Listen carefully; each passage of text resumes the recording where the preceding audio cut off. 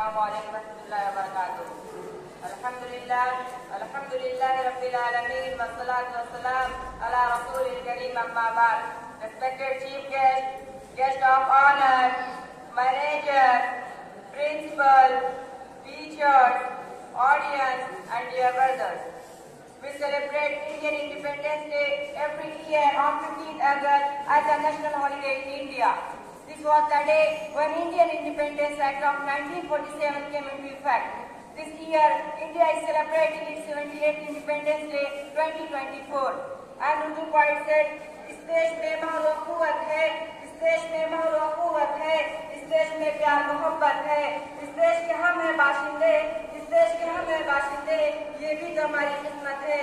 Greeting on this momentous occasion of India's Independence Day.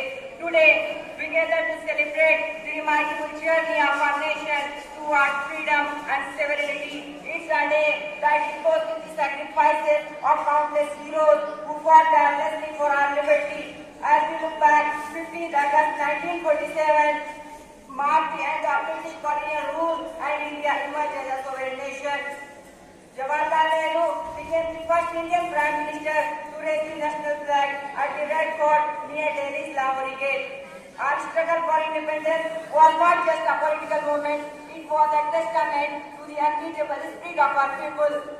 From the non-violent resistance led by Mahatma Gandhi to the bravery of countless others, we stood in our self-determination.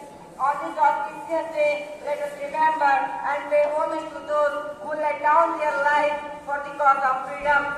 So, today, on the occasion of Independence Day, let's make a promise to ourselves that we will always protect our country and countrymen from all kind of conspiracy. Ameen. Umma alayna ilal bala.